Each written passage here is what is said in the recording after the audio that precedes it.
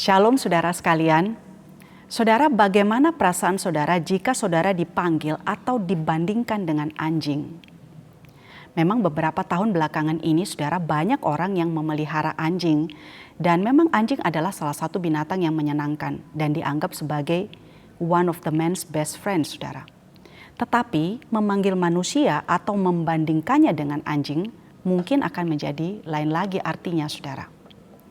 Nah saudara, setelah kisah protesnya orang Yahudi dan ahli Taurat kepada murid-murid Tuhan Yesus karena mereka makan tidak mencuci tangan terlebih dahulu sesuai dengan renungan kita minggu yang lalu, Markus melanjutkan kisahnya dengan menceritakan Tuhan Yesus melanjutkan perjalanannya dan pergi ke daerah Tirus. Nah Tirus saudara adalah wilayah orang non-Yahudi. Dengan kata lain, mereka yang tinggal di daerah itu adalah orang-orang non-Yahudi atau orang kafir. Markus 7 ayat 24 sampai 25. Lalu Yesus berangkat dari situ dan pergi ke daerah Tirus. Ia masuk ke sebuah rumah dan tidak mau bahwa ada orang yang mengetahuinya. Tetapi kedatangannya tidak dapat dirahasiakan. Malah seorang ibu yang anaknya perempuan kerasukan roh jahat segera mendengar tentang dia, lalu datang dan tersungkur di depan kakinya. Saudara, mengapa Tuhan Yesus pergi ke daerah Tirus? Mungkin saudara karena Tuhan Yesus ingin beristirahat. Atau mungkin juga karena ia ingin fokus dengan jumlah yang lebih sedikit, supaya ia bisa mengajar murid-muridnya dengan lebih intensif. Atau mungkin juga karena ia ingin menghindar dari keramaian. Karena dari kisah 5.000 orang yang diberi makan oleh Tuhan Yesus sebelumnya, kita mengetahui bahwa orang-orang Yahudi yang melihat mukjizat yang diadakannya saat itu punya tujuan politis, yaitu mereka hendak mengangkat dia menjadi raja bagi mereka. Nah di sini kita melihat dengan begitu jelas saudara bahwa Tuhan Yesus tidak pernah membiarkan massa atau orang banyak mengendalikan pelayanannya. Dia punya misi dan ia setia kepada misinya itu. Dia tidak pernah membiarkan massa yang banyak mengendalikan apa yang harus dan tidak harus dia lakukan. Bahkan kita melihat secara konsisten Tuhan Yesus tidak mempercayakan dirinya kepada mereka. Sebab ia tahu apa yang ada di dalam hati orang banyak itu. Nah saudara, kita seringkali sadar atau tidak sadar ya, atau mungkin kita menyadarinya tapi kita selalu akan berpikir bahwa pelayanan yang berhasil itu kalau orangnya banyak. Seorang pendeta atau gembala, keberhasilan pelayanannya selalu dinilai dari berapa banyak orang yang dilayani, berapa banyak orang yang hadir, berapa besar jemaatnya. Dari kehidupan pelayanan Tuhan Yesus kita bisa belajar saudara bahwa bukan itu yang menjadi fokus dari pelayanan Tuhan Yesus. Walaupun ia tetap melayani mereka.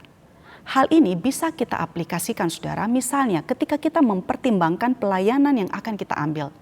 Pertimbangannya seharusnya adalah panggilannya, bukan jumlah orang yang dilayani. Walaupun mungkin hal itu akan membawa banyak popularitas, jumlah jemaat yang lebih banyak yang akan dilayani, namun apakah itu panggilan pelayanan yang Tuhan berikan? Ayat 26 dan 27, perempuan itu seorang Yunani bangsa Siro-Fenisia.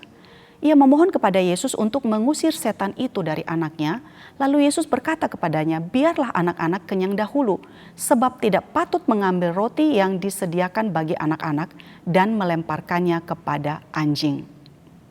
Saudara, perempuan itu terus-menerus memohon. Ya, di dalam bahasa Inggris ditekankan keep asking dan tidak mau berhenti. Nah, kita bisa memahami keputusasaan perempuan ini karena anaknya sedang kerasukan. Keputusasaan itu membuatnya melakukan apa saja demi supaya anaknya bisa sembuh. Dan bukankah kita seringkali juga begitu, saudara? Ketika mengalami jalan buntu dan kita sedang sangat membutuhkan pertolongan, maka kita bisa melakukan apa saja demi supaya apa yang kita butuhkan, yaitu pertolongan itu kita bisa dapatkan. Dan jawaban Tuhan Yesus kepada perempuan Siro-Fenisia ini cukup mengejutkan saudara. Biarlah anak-anak kenyang dahulu, sebab tidak patut mengambil roti yang disediakan bagi anak-anak dan melemparkannya kepada anjing. Nah kalau kita melihat kisah paralelnya di dalam Matius 15, Matius mengisahkan saudara murid-murid mendorong Tuhan Yesus untuk mengusir perempuan itu. Tetapi perempuan itu terus memohon tidak berhenti. Nah mengapa Tuhan Yesus menyebut dan membandingkan perempuan itu dengan anjing? Apakah sebutan anjing yang digunakan oleh Tuhan Yesus saat itu adalah penghinaan saudara? Nah di zaman itu anjing umumnya makan makanan sisa, binatang yang kotor dan liar. Nah, lalu apakah Tuhan Yesus sedang melakukan penghinaan kepada perempuan Sirofenisia ini? Di Injil Matius, saudara, kisah yang paralel dengan kisah ini mencatat Tuhan Yesus menjelaskan maksud dari perkataannya itu. Aku diutus hanya kepada domba-domba yang hilang dari umat Israel. Artinya, Tuhan Yesus memfokuskan atau melayani kepada orang Yahudi terlebih dahulu, baru kemudian kepada bangsa lain. Ada urutannya, saudara. Pertama-tama kepada orang Israel, lalu kepada bangsa lain. Jadi bukan berarti bahwa Tuhan Yesus hanya melayani orang Yahudi saja, tetapi ia melayani orang Yahudi terlebih dahulu. Nah, mengapa harus Yahudi terlebih dahulu? Karena hal itu sesuai dengan janji Allah kepada Abraham dan keturunannya, saudara. Kedua, Yahudi dipilih Allah bukan supaya mereka menganggap diri mereka lebih berharga, lebih baik dibandingkan dengan bangsa lain, tetapi supaya melalui mereka berkat Allah juga bisa diterima oleh bangsa-bangsa lain. Nanti setelah kebangkitan, saudara, Tuhan Yesus kemudian memberi perintah, pergilah ke segala bangsa, bukan hanya kepada orang Yahudi saja. Nah, di dalam kisah ini perempuan itu digambarkan sama sekali tidak tersinggung. Benar Tuhan, tetapi anjing yang di bawah meja juga makan remah-remah yang dijatuhkan anak-anak. Maka kata Yesus kepada perempuan itu, karena kata-katamu itu, pergilah sekarang sebab setan itu sudah keluar dari anakmu. Saudara, apakah Tuhan Yesus sedang menghina perempuan itu? Seorang penafsir berkata begini, saudara, perkataan itu akan dianggap menghina jika engkau berpikir bahwa engkau masuk dalam kategori anak. Namun jika engkau tahu bahwa engkau sesungguhnya terasing dari Allah, berdosa, musuh Allah, apakah engkau akan menganggap itu sebagai penghinaan? Kalau engkau sadar siapa dirimu sebenarnya, engkau tidak akan tersinggung karena begitulah diagnosanya.